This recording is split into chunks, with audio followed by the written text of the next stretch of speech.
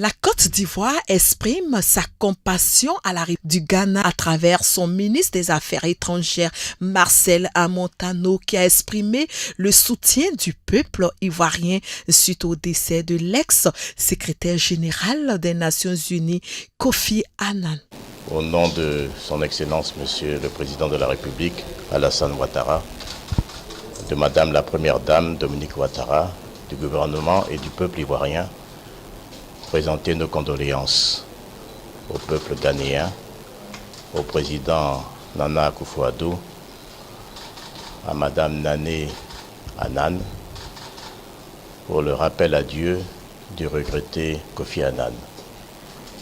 Après la signature du livre d'or de condoléances à l'ambassade du Ghana en Côte d'Ivoire, le chef de la diplomatie ivoirienne a exprimé la désolation de l'ensemble de la Côte d'Ivoire face à cette grosse perte.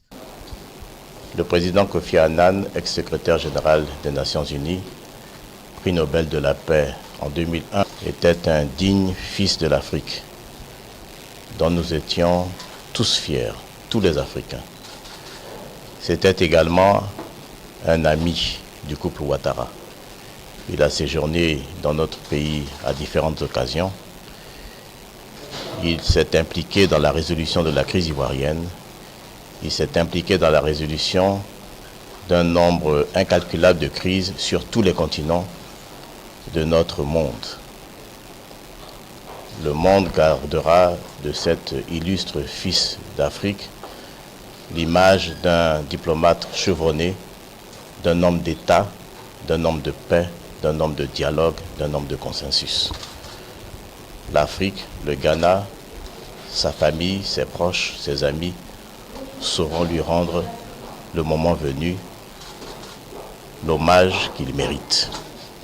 Toutes nos condoléances au peuple du Ghana, toutes nos condoléances à sa famille éplorée.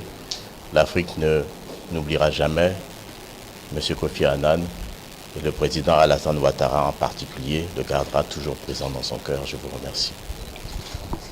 L'ancien secrétaire général des Nations Unies de 1997 à 2006 et prix de la paix est mort le samedi 18 août en Suisse à l'âge de 80 ans. Il restera dans nos cœurs à jamais.